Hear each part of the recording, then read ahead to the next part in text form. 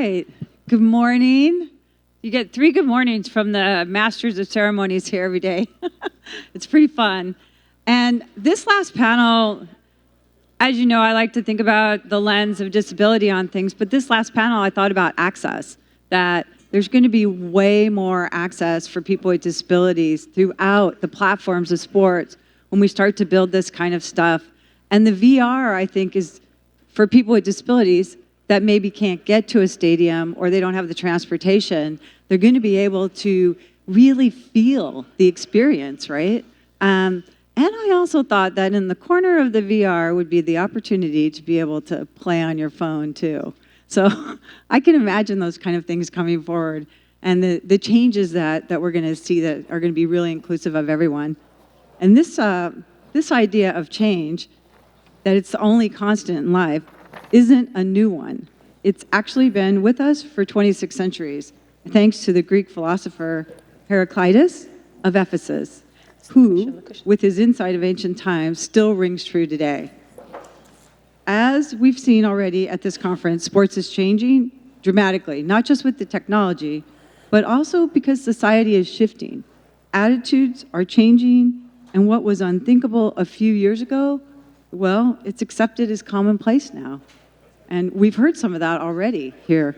With this panel, we have a leadership in sports. It's going to explore the issues and trends of sports today from the insider perspective, as well as a new point of view. Our discussion will be led by Rhonda Brauer, Vice Chair of the Southern California Committee for the Olympic Games, and Head of RBrauer Consulting, following an impressive career with Burstyn Marsteller and Ecom. Rhonda, take us in with guidance. Thank you. Thank you, Candace. And good morning. We are very excited to talk to our very distinguished sports executives and really thought leaders that we've got on stage today. So I'm going to take a moment to give you some background on each of them. We're going to start with Gillian Zucker. She's the president of business operations for the Los Angeles Clippers and only female team president in the NBA.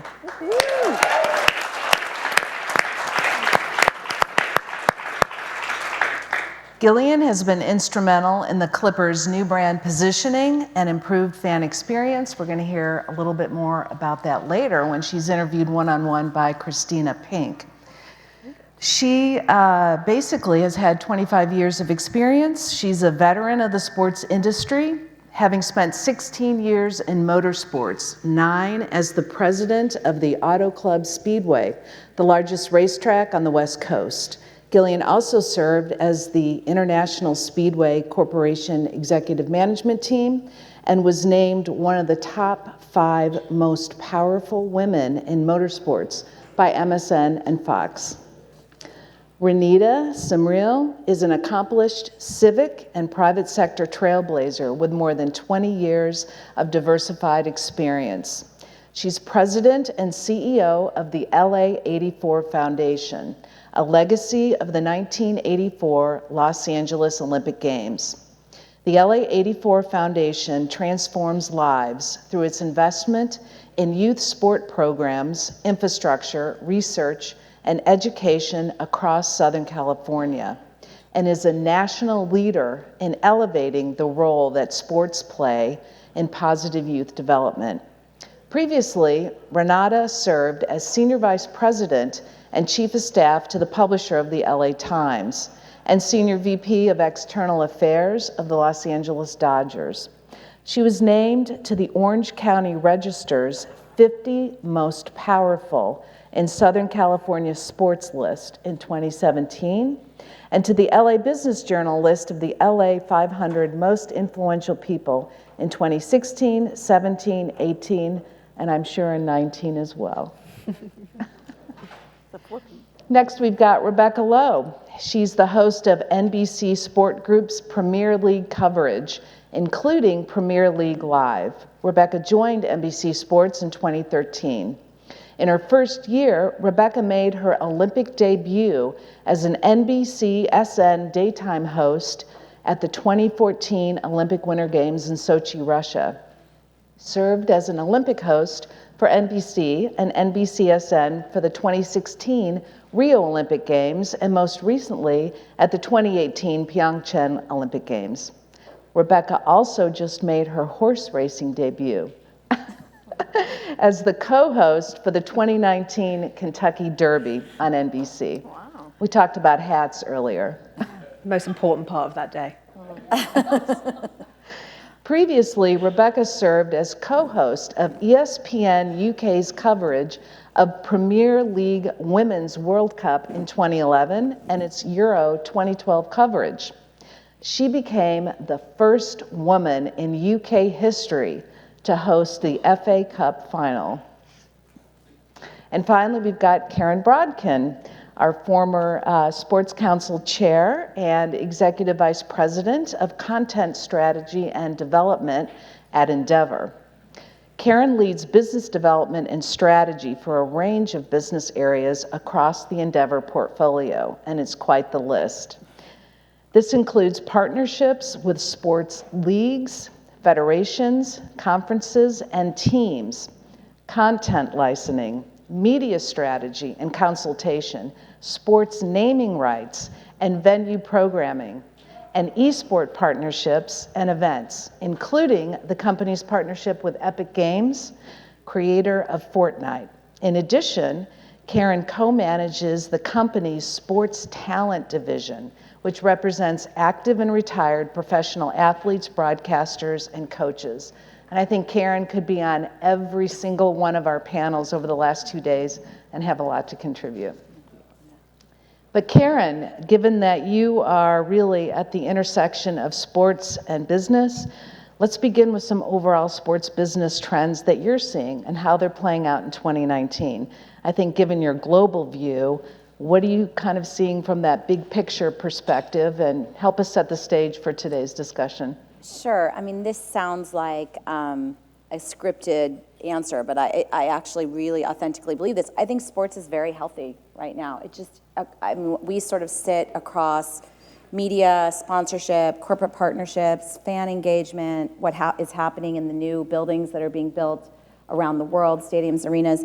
It's a pretty healthy ecosystem. I mean, it is, you know, ratings don't always tell the whole story. I think people are consuming more sports content today than they ever had. I know on the last panel they talked a lot about streaming and kids watching things on YouTube. I think that young fans are coming at sports with a completely different knowledge than they ever have before, because they're watching these young athletes from a very young age.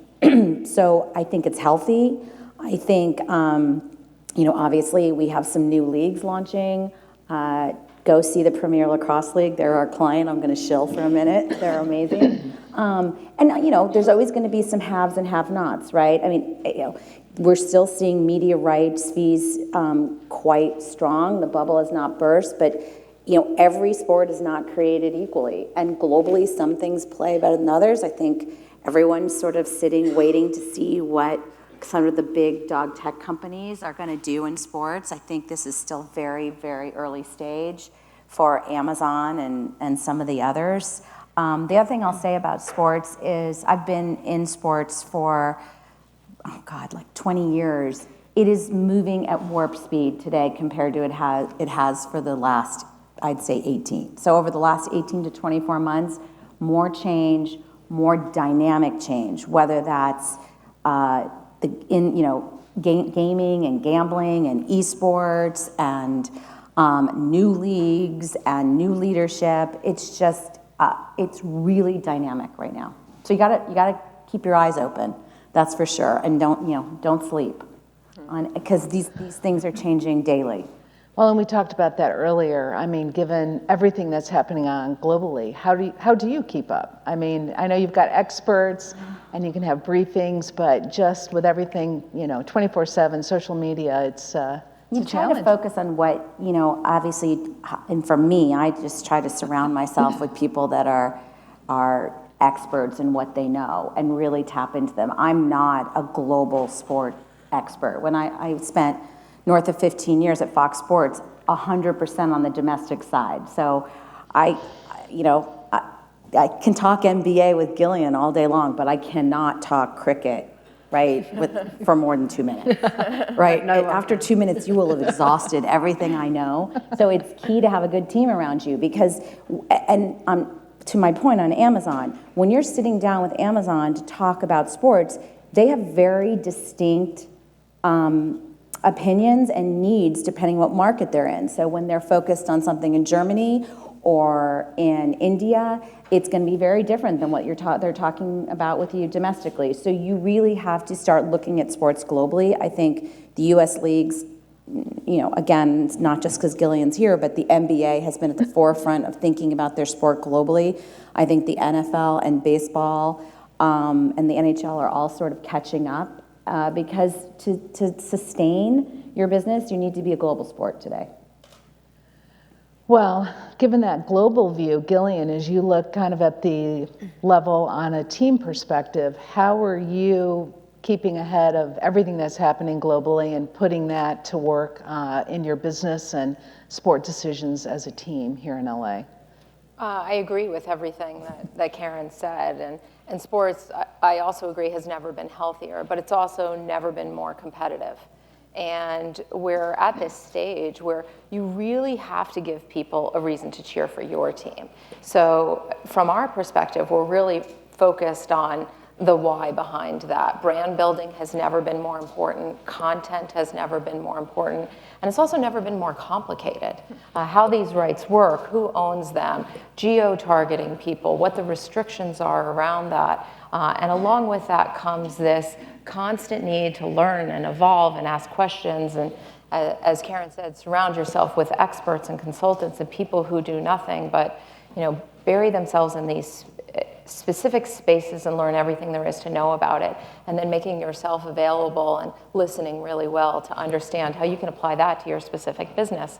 You look around LA and wow, this has become a really unbelievable sports city, but we've got 10 plus major teams for people to choose from, and it seems like every day another one is popping up, be it in esports or motorsports or lacrosse or football. And with that, it come more people who are looking for sponsorships and looking for talent in terms of executives and looking for content. And so how you stand out in what has truly become a very saturated marketplace is really, I think, the way that we look at our business and how we're going to make a difference moving forward. Well, Karen, another question for you. I know Endeavor obviously represents some of the most prominent athletes on the planet. So can you provide a little bit of perspective on the increasing role that athletes are playing in building brands? Yeah, I think that it's taken us a while to get here, but I think that the leagues and the teams and the athletes are suddenly starting to all swim in the same direction. It's sort of that, what is it, high waves raise all boats or something like that. And again, I will use the NBA as an example. When you let the athletes have a brand and speak to their audience, it helps the team and it helps the league. And what we talk to our clients about is, their sponsors want them to have a personality. A lot of their sponsorship relationship is based on their influence and their followers and what they post and how they talk and is it authentic. And it is critical to the health and welfare of sports that they keep their athletes highly engaged with the fans. To my point of kids coming to sports, I really believe sort of all the reports on how are we going to keep young kids and Gen Z and Gen X engaged in sports, I think they are engaged in sports. They're very engaged in the athletes, right? They know them in a different way than we might have known athletes 10, 15, 20 years ago. They come, Zion Williamson is coming to the NBA with a massive following since he was an AAU player. I don't mean that in a negative. My son is 11. He can tell you the stats that Bronny James has had for the last 4 years because he watches everything on this app Overtime, which is a genius because these kids are coming and they're coming to the NBA and they're coming to college basketball really highly engaged. But it's very critical for the health and welfare, I think, of sport that there needs to be a cohesive relationship between the league, the teams, and the players. Gillian's team does it beautifully. They push out a lot of content. They use their players appropriately. Frankly, the commissioner of the NBA is brilliant at this. And it is really key to, as I said, the health of these leagues. I think baseball is getting it. I think the NFL and the NHL will get it. And some of the new sports get it brilliantly. The Premier Lacrosse League started off with the whole idea that the players have to speak to the fans. So that's, I mean, we tell our clients it's critical. Our Serena Williams is tremendous on social media. And that sort of increases her viability with all of her partners. Absolutely. Well, Gillian, you want to comment on kind of what the Clippers are doing there? Yeah, I mean, I think with players, it's difficult because what you have to do is you have to balance who they are and allow them to be who they are authentically, and at the same time, you're trying to promote your own brand and what's important to the team to push out there. So, what we did is we really took a step back and we thought about it from the highest level. We got our coach, Doc Rivers, involved, our head of basketball, Lawrence Frank, Jerry West, our consultant to our owner, and also ownership, Steve Ballmer. And we all talked about who are we and what do we stand for? What is this team about? And so what you see is a bunch of tough, hardworking, high character, gritty guys. They find a way to get stuff done. And they play every second of every game. And with that comes this personality that's part of our team. But it's the filter through which we put everything. It's the one that basketball uses when they're determining who we're going to draft. It's the one our coach uses when he's determining who's playing. And it's the one the business office uses when we determine who we hire and how we're looking at things. And by putting our players and our team first and the idea that we are all there to win championships, you can create this very cohesive point of view that doesn't contradict one another. So our players can be themselves. We can help them push out content that they love and that performs really well on their channels. And at the same time, we can be who we are. Good, and I know we'll talk about that a little bit more, especially on the community front, where again, you've really been a leader. But let's go to Rebecca for a minute. And as we take a look at the overall sports marketing trends, obviously soccer continues to show enormous growth. It's been the leading sport around the world for years, and now it's the second most played youth sport in America. More Americans between the ages of 18 and 34 name soccer as their favorite sport over baseball. So you've been covering the English Premier League for many years. What's your overall take on the rise and really who's capitalizing on this in the US and also globally? Well, the rise, Rhonda, has been quite staggering. 20 years ago, I took a year out between high school in the UK and college in the UK to do a year at an American boarding school, mainly so I could go to the prom, to be quite honest. And I did, and it was amazing.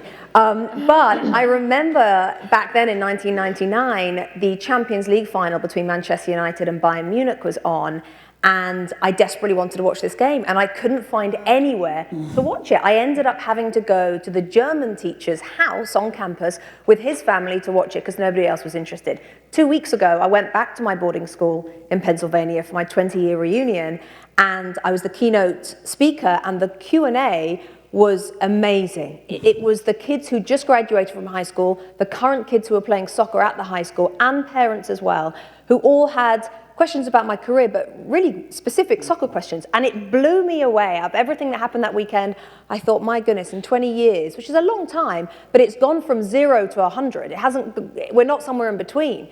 The rise, certainly since I moved here in 2013, has quickened. Back in 2013-14 Premier League season, when I used to see kids playing soccer in the park, there was the odd Premier League shirt. Now, 6 years on, it's everywhere, and that's because NBC have capitalized. They had the foresight to realize that people don't just want to watch Manchester United and Liverpool. They want to watch Arsenal and Burnley and Huddersfield and Crystal Palace and Southampton and all these teams, because they realize that within this country, and it's over 300 million people, the Premier League especially is really actually rather big. And if you look at the ratings of our show compared to others, it's quite staggering in the way that it's increasing year on year. It's also a young person's sport, as you were saying, the ages between 18 and 34 who say soccer is their favorite over baseball. That tells NBC that it's the future. And of course, they want to invest in the future. So now we show every single game. So there are 10 games every weekend. We don't just show one game. And the amount of people who come to me and say, oh, 10 years ago when I wanted to watch Premier League, I could only find one. Now I can watch them all. This has changed my life. I have families say to me that the Saturday morning, Sunday morning window that we have, which is also very helpful because it doesn't really, on the whole, go up against anything else sport-wise, has bonded families together and allowed for lasting memories. I've had a number of first-hand experiences of fathers and mothers who say, my kids have now left for college, but during their high school years, we sat there from 7 a.m. till noon on a Saturday and a Sunday, and that was our family time together watching your show. So it has created its own little groove in this country. And let's not forget, America is really the last place on this planet to wake up to this game. And that's because, and that's fact. I mean, that's not derogatory. That's because you guys have created some brilliant sports of your own that you've played for decades and decades. So why should another one squeeze in? Well, because of what we were just talking about with social media, it is very much a global game now. All sports are global. So the kid in America can follow Wayne Rooney on Twitter or Facebook or Instagram and know who he is. So the realization in this country that soccer is the world's game purely on numbers is now starting to become apparent. And I've always said that once America wakes up to that, there's going to be no stopping it as a country on the international stage, not only domestically with Major League Soccer, which can only get better, and the Premier League, which is only going in one direction, but the US men's national team, the US women's national team is a slightly different situation because of the way that you guys do women's soccer here so brilliantly and always have done, which is amazing to me because in England, we've never done women's soccer well. We always do men's soccer well. So it's an interesting kind of situation that. But the US game on the men's side, you in this country should be winning the World Cup every year, every 4 years, because of the facilities that you have, the population that you have, but most importantly, the attitude that you as parents have towards children playing sport is second to none in this world. And now I have a 3-year-old boy myself, and I'm starting to see what's going to come his way, and it blows my mind compared to what came my way living in West London in the 1990s. I mean, I went to a very good school, but there was no emphasis on sport at all, and let alone my parents had no clue who I was playing in field hockey that week. This country is incredible the way it focuses so much on sport for kids, and that's a brilliant, brilliant thing, which means and it's going to take us probably a generation, once the coaching gets to the level that it needs to get to in this country, which it will, it'll be a force. And as soon as the US men's national team start to do things like reach World Cup finals, it's going to take light like nothing you've seen before, mark my words. Well, it was interesting yesterday, Alan Rothenberg was talking about the rise of soccer, and obviously the kids who started years ago now continue to be fans as they grow older. But we're also seeing a lot of European players coming over and playing on MLS teams. We're seeing Americans going over to Europe. What impact do you think that has on the rise in the popularity of soccer here? That's an interesting angle because sometimes that's not totally positive. So I'll start with the European-based players, Zlatan Ibrahimovic, who's come to LA, Wayne Rooney, who's in DC, and many, obviously Beckham is the main one from years ago. The problem is, as I'm sure many of you know, is that most of these players, if not all, are coming when they're in the final quarter of their career. So they're not as good as they were, even though they still look good, because the quality isn't, I don't mean look good, like David Beckham looked good, but I kind of do. I mean, they appear on the field to be playing very, very high quality because the quality around them isn't as good as where they've come from. But that's not good for the domestic game in this country. What Major League Soccer and US Soccer need to try and do is create a league which attracts the likes of Zlatan in his prime. Yeah. Now, we are a long way away from that, and there's many intricate reasons to do with promotion, relegation, and the way that franchises are owned in this country, which is different to everywhere else. Plus, the season is the other way around, so you guys have soccer as a summer sport, and the rest of Europe has it as a winter sport. There's lots of things that need to change, and I hope they will change, because for European players to come over here, you could see Messi come over in a couple of years' time, but you'll never see Messi come over in his prime. So a lot of things need to change for that to happen. So every time I see a Premier League player, a Steven Gerrard or a Frank Lampard come over, it's disheartening in a way, because I'm seeing this amazing Premier League player coming to the end of his career, seeing America as a great place to live and a great place to play some nice football, but not a great place to enhance their professional resume, if you like. And that needs to change, and I hope that does. Going the other way, similarly, it's worrying. Christian Pulisic, who's just signed for Chelsea, who's your big star right now, as I'm sure you all know, he left Hershey, Pennsylvania, age 16 to move to Germany. That should not be happening. They should be staying in this country. Your best players should be staying in this country because you have everything they need, perhaps not yet the coaching levels, but that will come for them to stay here. And only when that happens, coupled with the UK and the European players moving over, when that starts to even out, that's when it's going to really take off. Can I jump in on that? Yeah, because we work with Christian, and I totally agree with you. And I think what you're going to start to see in the MLS, I hope so, I think so. We work with Inter Miami Football Club, which is a new expansion team. They are looking to build their roster from their academy players. It's going to take a little bit of time, but if you can start developing the US-based players out of these team academies, and again, you have to build them as some of them as brand names. That's where I agree with Rebecca. You're going to see the real health of sport. That's not going to happen overnight. To your point about America being a sport obsessed place, I agree with you. But again, I'm going to speak because I have a petri dish in my house. It is very hard when you have a 11-year-old who really likes sports and plays soccer. They're often playing other sports, and until they, and the coaches are forcing them to specialize. And if that happens, you're going to lose kids to basketball, and you're going to lose kids to baseball, and you're going to lose some kids to football, and it just will take some time. I agree with you. I think the U.S. would win every year if we didn't lose a portion of our most athletic, skilled kids to basketball, football, baseball, lacrosse, and other sports, right, which you don't necessarily have in other countries. You're right. In a funny way, the brilliant attitude you have to kids playing sport can work against you because everyone wants to know which sport their kid's going to be good at. Maybe they can go to college and do it, and therefore let's try and find out age 11.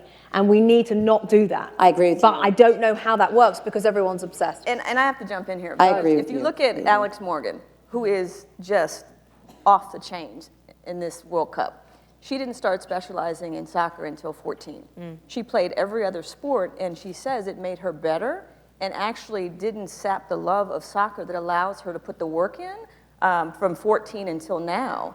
That maybe that wouldn't have happened if she had specialized at 10, 11, 12, because a lot of her colleagues and young kids who she played with fizzled out of the game. So I think specialization is a double-edged sword for some young kids, for sure. I agree. Listen, LeBron James could have played football in college. I mean, Division I, starting probably at Ohio State, right? But those instances are becoming less and less, and a lot of it is being driven by the coaches. Yeah, 100%.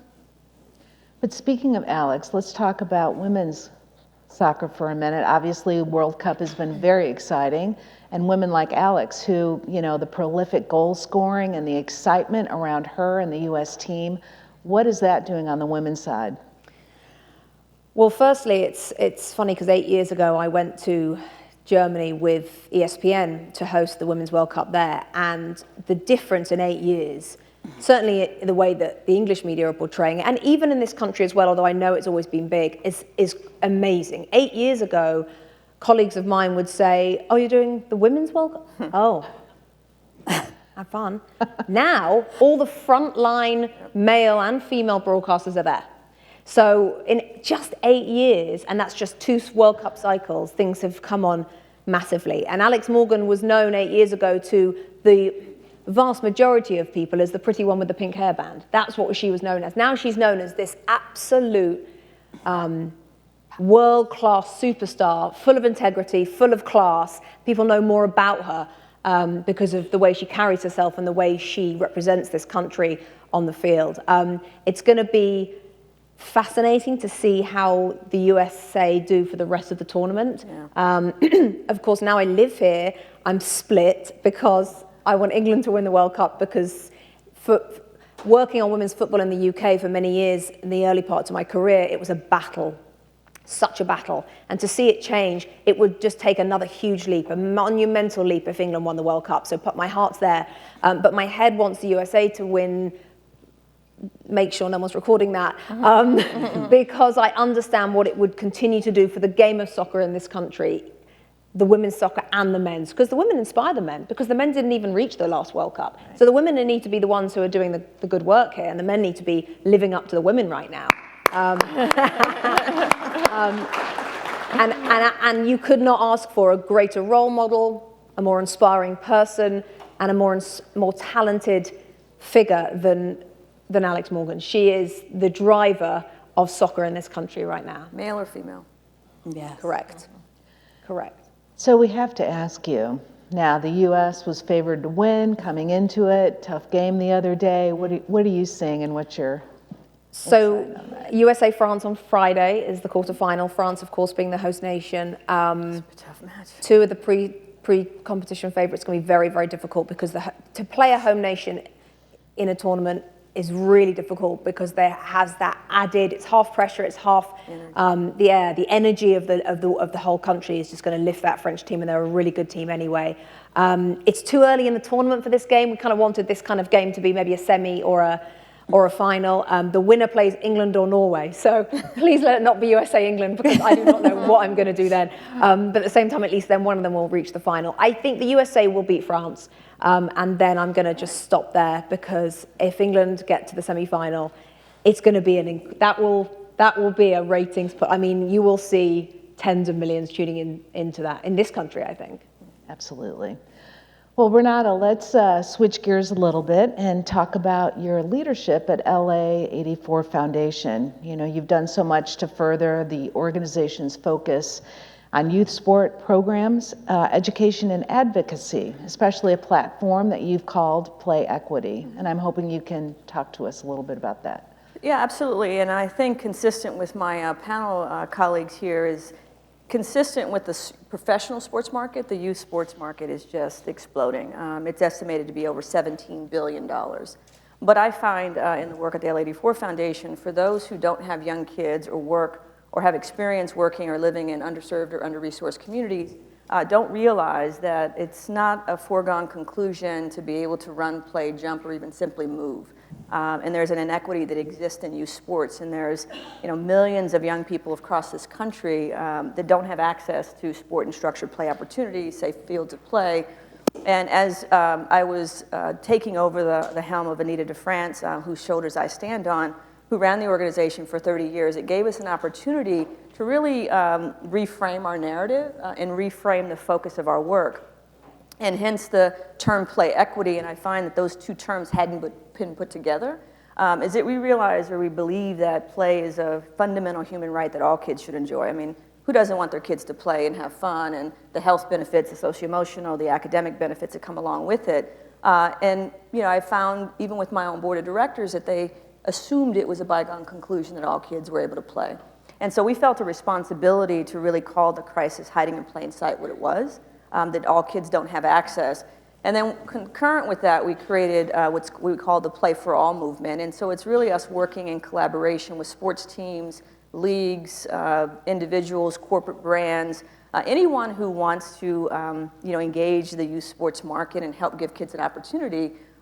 We come together in this movement called the Play for All movement, so that we're sharing our resources, sharing our knowledge, sharing our best practices to figure out how we can collectively close the play equity gap together.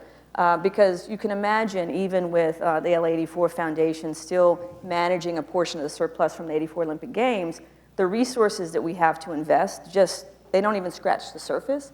So we can't solve the problem on our own. The great work that Steve Ballmer has done, not just with the Clipper Foundation, but with his family foundation and the investment, huge investments that he's poured into youth sports and other economic justice issues within the Southern California marketplace. It's just not enough. And so this is our opportunity to really share resources, share knowledge, share best practices so that we're working to close the play equity gap together. And can you give us a little bit more? What is that gap? I know yesterday in the mayor's comments, he was talking about the number of girls who are playing sports, and that was able to be researched given Parks and Rec information. And so one of his goals has been to increase the number of girls playing sport. So how are you looking at the issue? You know, what's the data to support it? And where are we on moving the needle, I guess, here and then and across? Yeah, certainly, and I'll speak from a Southern California perspective, but it mirrors national data. You know, households that make less than $25,000 a year are 5 times as less likely to engage in sports. 1 in 4 girls don't play sports, particularly in LA County, where 52% of the population is Latinx. They're at a greater disadvantage in terms of the girls in those households for being engaged in sport activity.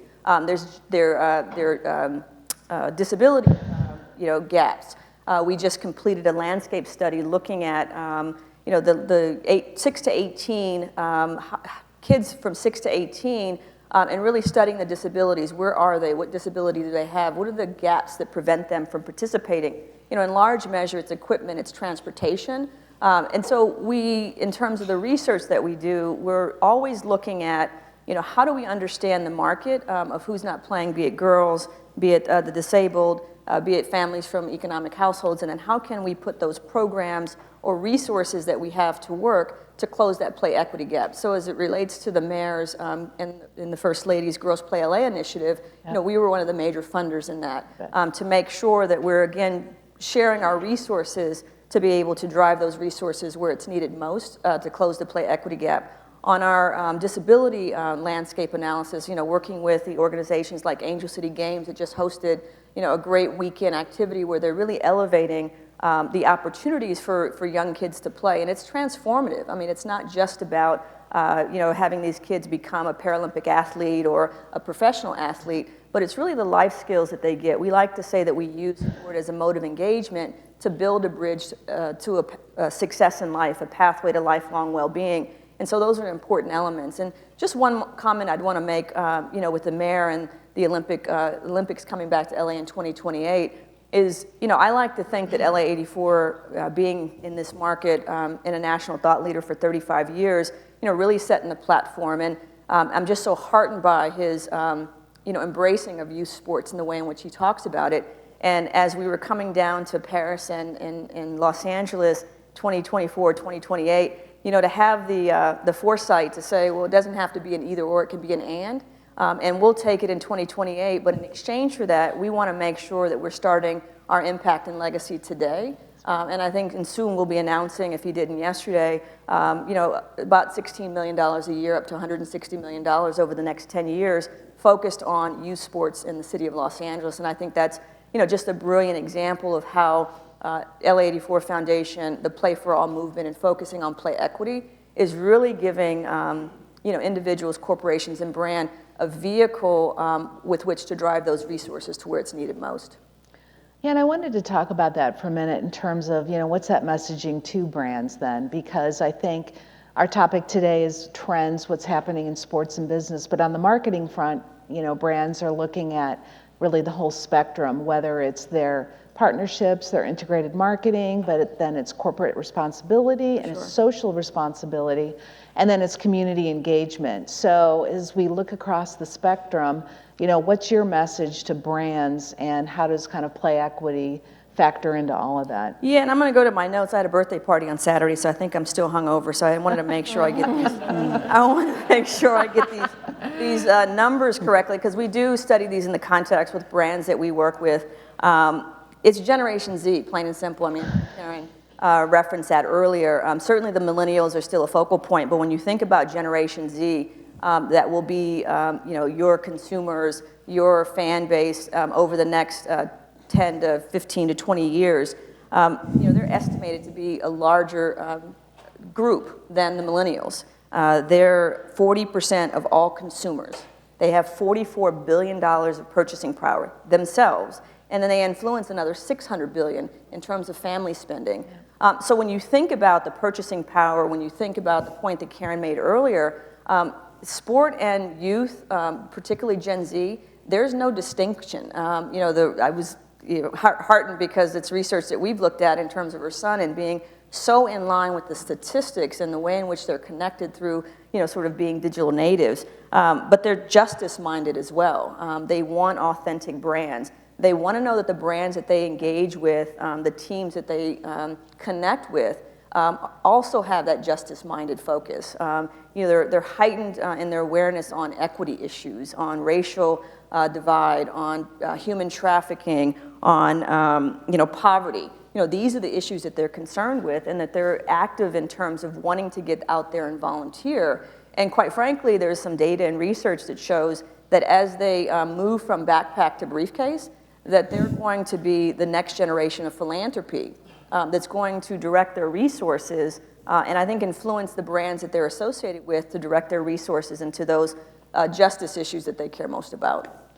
And I think that's really a natural shift over to Gillian. I mean, as we've discussed, it seems like you're the poster child now for LA in terms of everything that you're doing, the balancing of the community issues, kind of that social engagement, and your marketing. And can you comment a little bit about that and why that's important? Sure. I mean, I think all teams have a unique platform and a unique responsibility that comes with that platform. Mm-hmm. So, when you think about when a player says something, when a team says something, how broadly that information gets distributed. And so because of that, we have this unique ability to be able to draw attention to problems that exist, but more importantly, to be able to provide solutions. And, as Renata was talking a little bit about play equity, I have to share this story if the mayor didn't already share it, but he gave us a call about, a little over a year ago to talk about this incredible deal that he negotiated with the International Olympic Committee, that,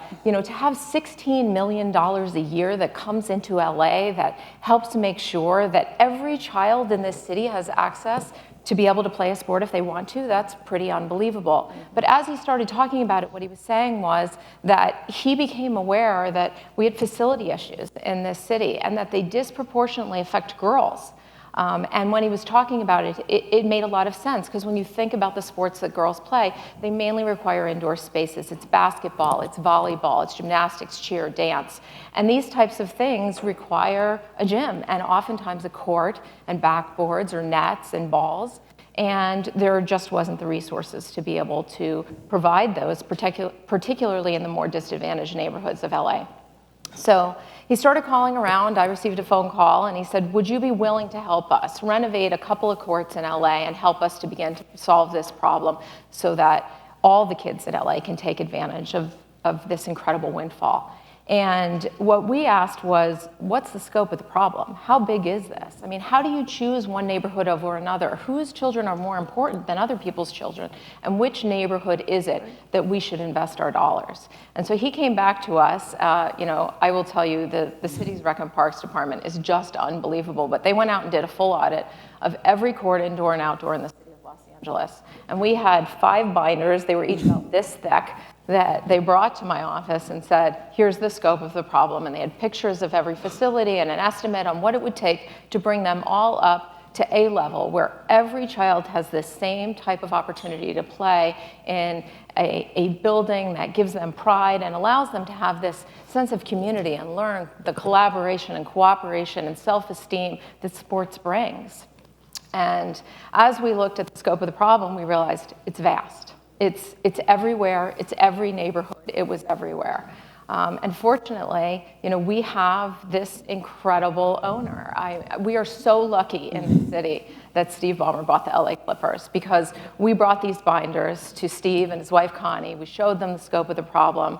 They looked it over for, I would say, about an hour and a half. We talked about what we would do. Should we do 1 court? Should we do 5? What should we do here? And at the end of it, they went off and talked about it. He called me back an hour later and he said, call the mayor, let's do them all. And I can tell you that to be able to be in that position, to work for someone who really looks at problems that are huge in scope and has the ability to be able to do something about it and cares enough to say, I'm going to do this, I'm going to invest in the community, and the humility with which he does it. It's not about getting credit for it. It's not about the attention. It's not about fame. It is about making a difference for kids so that every child has the same opportunity at the American dream. And not every child does. So we're going to fix that here in the ways that we can. And I think every sports team has that obligation because we all have this platform. And if we all do our part, it'll be unbelievable where we end up. I'm taking you on the road with me. Yeah. Right. You know, I was just going to say to Renata's point about Gen Z and their buying and the concept of play for all and young women empowerment. The other research that they've now perfected with both starting with the millennials, but especially Gen Z, is they make buyer purchases based on what they think the ethos of the company is. 100%. I don't want to say product doesn't matter, but it oftentimes matters less than what the company stands for. And they can see through BS really easily. So the decisions that brands are making to get behind social messaging has to be authentic. And it's not right for everybody, but for brands where sport or female empowerment is part of their messaging, if they do it right, it is their marketing spend. It is not for the philanthropy for the sake of philanthropy. It is a marketing budget. And Karen, to that point, we call that photo op philanthropy, and we really are looking for people who want to drive change, not charity. I mean, I think to Steve Ballmer, the Steve Ballmer example, that's changing kids' lives. So it's not to say that charity is not a good thing, but I think the authenticity that I referenced earlier with Gen Z, and the millennials have that authenticity desire as well, that I think, from my parents and maybe even me, where a generic sort of brand might work for me, I think this next generation is really mindful of, top tier brand. I mean, I think you can point to, Nike and the work that they do around gender equity and how they use Serena so brilliantly in their campaign strategy. I mean, I think you could look at Dick's Sporting Goods. They have a platform called Sports Matters. And I suspect that there is a direct correlation to those marketing and branding campaigns, but also the work that they do authentically in the community with organizations, like LA84 and others, that really help to enhance that authenticity because they're smart. They are digital natives and they will research and they will, find out and you'll get put on blast if you're not really have that ethos and that authenticity that this next generation is looking for. And did I say they influence $600 billion in purchasing power?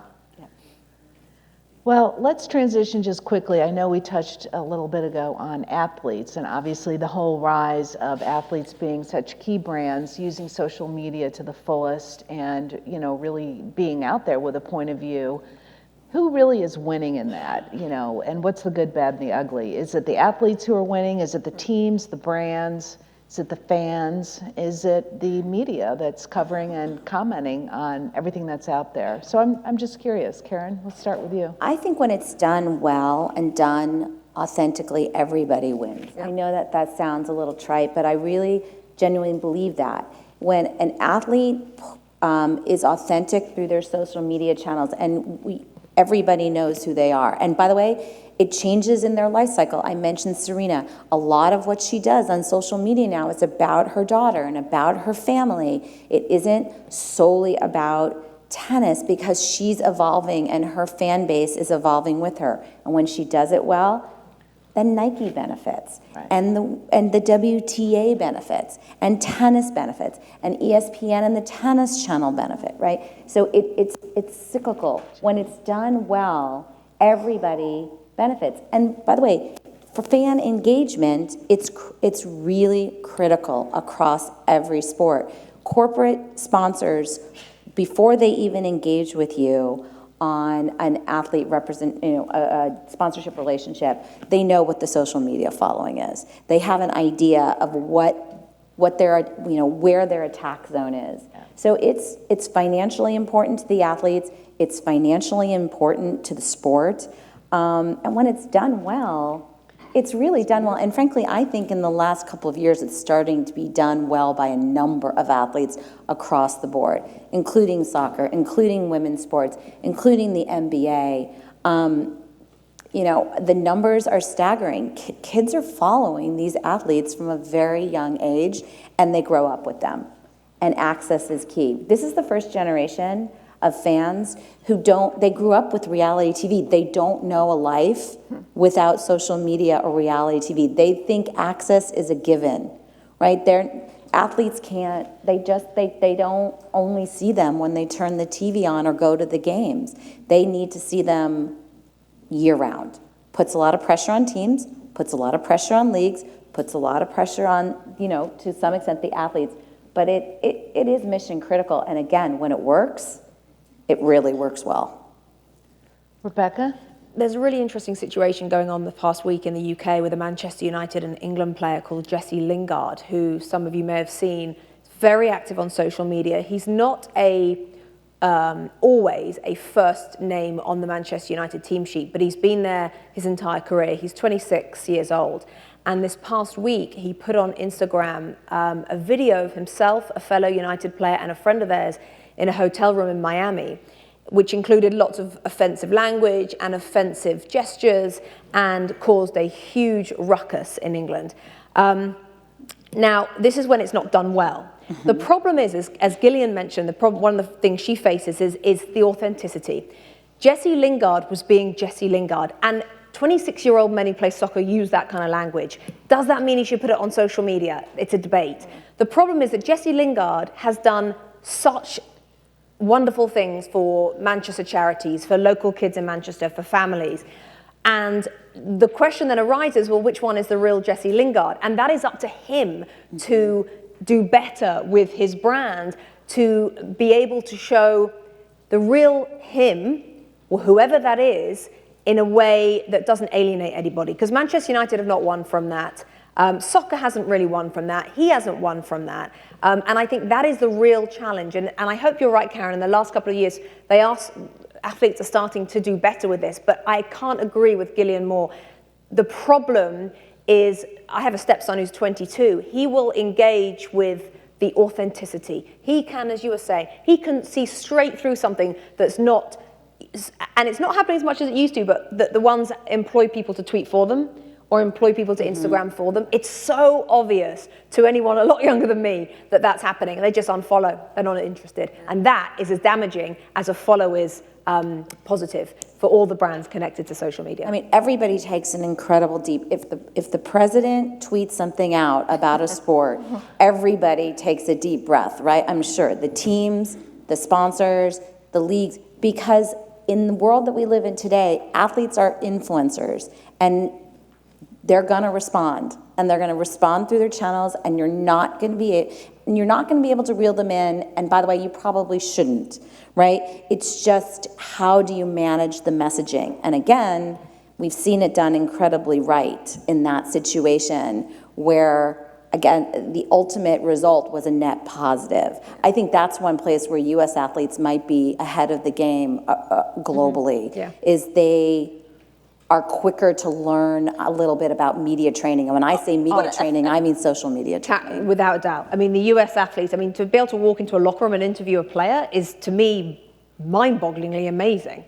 That does not, access in the UK is years behind. But I think, to Karen's point, I think everybody wins when it's done right. And I would say from the US, which we work with and study a lot with athletes, is that those individuals who are doing it right, LeBron James comes to mind, Serena Williams comes to mind. But when you think about the support system, the resources that they have around them to do it right, the executive director of LeBron's foundation is brilliant. The team that Serena has around her is brilliant. So I think athletes who are doing it right, those are two that come to mind. And I'd say a league that comes to mind is the NBA. Because Adam Silver, I always want to get his name wrong, I'm the old commissioner, but Adam Silver, has worked with the NBA Players Association to make sure that they're providing the resources and the education and the platform for the athletes to have a vehicle to do it right. And so it's not the athletes on themselves, but it's really the league and the Players Association coming together to really give them that platform. The other is, there's an organization that we do this with athletes as well. It's like, where is it that you want to make an impact? How do we make you more informed? How do we share that narrative with you? And that we work with another organization that's based here in LA, but they're national, called Athletes for Impact. We do that with youth sports. Athlete for Impact does that with refugees. They do it with the immigration crisis. And so they're really helping to create a platform to educate and to plug those athletes into the social justice or the play equity or the opportunities where they can really authentically engage and have the right language and narrative to use on their platforms. I agree with all of that, and I think that the power and reach of social media is incredible, and you could list all day long the positives that are behind it, but I want to talk for a minute about a negative, because I think it's important, and I think it's something that we all share a responsibility in, especially with sports platforms, and that's about the mental health concerns that come along with it. Social media is not a friendly place, and there are many times where when you are just being yourself, expressing your point of view, sharing who you are, and deep personal moments, that there are people out there who feel a need to comment behind this veil of anonymity that allows them to be truly cruel.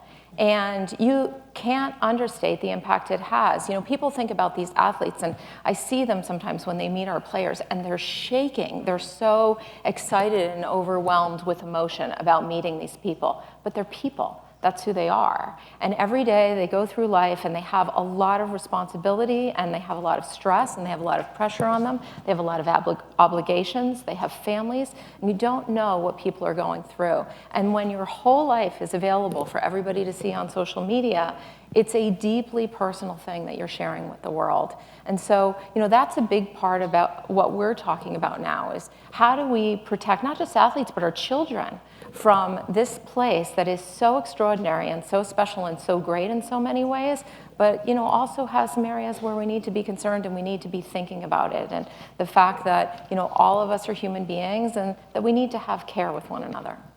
No, very well put. We have a number of college students in the room today, and we actually have a couple of interns that I had the pleasure of having dinner with last night. So smart, and thanks to them for helping putting on the LA Sports Summit. But they all would absolutely jump at the chance to work for any of you at any time. So each of you, given your expertise in what you do, I thought it would be great if you could share a little bit of your wisdom. What should they be doing, even though they're just in college? What classes, what activities, and what's some good advice? Renata, let's start with you. Oh, why you put me on the spot? Just call me, we're hiring interns for the summer. I think what they're doing here, networking, focusing on, I don't know that necessarily, I didn't have a traditional sports background and I ended up in sports. So I don't know it's a particular, college track that you need to take. I think it's, the adage of it's not what you know, it's who you know still rings true. You certainly have to be good and knowledgeable about the industry that you want to be in, but it's sitting in conferences like this, it's networking, it's doing internships to be able to get that experience and move yourself up the ladder. I've had a pretty unique career across various industries, so I can't use myself as an exemplar, but if there are college students in the audience, we do bring on about 5 or so interns every summer. So give me a call and we'll take your resume. Renata just had way too much interesting background, but actually what I think is one of her most interesting parts of her life is she started out in government and did a lot of good on that level. So really interesting background where ultimately, as you said, you ended up in sport. Actually, I started in the military. I guess that is government, though, right? Yeah. In this way. And Rebecca, how about you? I'm actually mentoring a couple of graduates who graduated last year who are finding their first year in the sports industry really tough because they're having to make major sacrifices. 4 years at brilliant colleges, having the time of their lives, and suddenly they have to work weekends, and they have to work 3 a.m., and they have to work, I know, right? And they have to work midnight, and then they have to be back at 6 a.m. And I've tried to explain to them, and I think that's my best piece of advice is, if you want to get to, everyone who graduates from college who is driven has somebody in their mind or a role in their mind they want to be. If you want to be that person, you're going to have to sacrifice. You're just going to have to. And I can't tell you the amount of things I've missed in my life to get to where I wanted to get to. And if you really want to do that, that'll set you apart from the rest. So be prepared to say goodbye for now to the huge amounts of parties and all the great lifestyle. And you've moved to New York and it's all going to be great. No, you're going to be working the whole time. Because from the age of 22 to 30, just in my particular industry, that's when you're going to make your mark. That's when you're going to get to the position to make the bigger steps in your 30s. So Knuckle down. I sound like my mum. Knuckle down and get to it. That's how you know when you've crossed over. I know. That is a great comment. So Gillian, how about you? I think the advice I'd give to young people is that sales is not a dirty word. It's funny when we go to hire people, the vast majority of people, especially when we post our internships, I think this year we had 4,000 applicants for each internship we posted. Yeah, unbelievable. But the vast majority of them that come in are interested in jobs in marketing and social media. And when we post jobs in sales, we don't do quite as well. Only 1,000 apply for those jobs. It actually is incredible how many people want to work in sports. So to differentiate yourself, to be able to showcase that you have a skill set that maybe others don't bring, getting a foundation in sales will help you in everything. If you want to work in communications, communications is a sales job. You're convincing people to adopt your point of view, to believe in the things that you're saying. If you want to work in marketing, marketing is sales. Effective marketers are all about growth and driving their business forward. And social media, whatever you're posting, even though it's creative and you're putting together content, it has to have a point of view and it has to tell people something that you want to hear. You're convincing them of a brand or a perspective. So, in terms of foundation, I'm a big believer that if you can get a foundation in sales, virtually you can do anything that you want with your career. So that's the guidance that I would give to the young people. Okay, Karen, we'll end with you. Well, first of all, I'm sorry to say, I don't hire college interns largely because I think we want to give you a couple of years before we bring you into the beast-like environment that is Endeavor. Don't want to scare you away right away. I talk to a lot of college and just post-college young men and women who come to me and they say, I really want to get into sports. And what I always say is you got to figure out what your path is and be nimble. Because to say I want to work in sports, there's 50 different paths, right? I mean, to Gillian's point on sales, I spent most of my career before Endeavor on the buy side, right? I was at a media company. The buy side and the sell side are culturally different places, right? I've now spent the last 5 years more on the sell side, and it's, I've had to rethink sort of how I approach every single day and every single project, deal, piece of business development. I love it, but it's different. So each path that you can go down is very different. I started as a lawyer. I got into media. Media is different than sales. Sales is slightly different than marketing. There's corporate partnerships. There's fan engagement. There's working at the buildings. You have to really sort of think through it, but be very nimble. To your point, the early in your career is when you can be nimble. You can make moves. You can change course. You can change your mind. As you get older and as you get more established or as you have a family or property, it's harder to be nimble, right? So I tell college students, just be open-minded. You don't have to have it all figured out. I didn't have it figured out, honestly. I mean, I'm still figuring it out. I'm not post-ambition yet. I never say anything is my last rodeo. See? Well, I think we can all say we want to be any one of these women when we grow up. Thanks so much to our great panel. Nice job. Oh, I'm glad that's over. All right, we're going to take a little break. 10:45. Please come back in, and we look forward to seeing you with the next panels.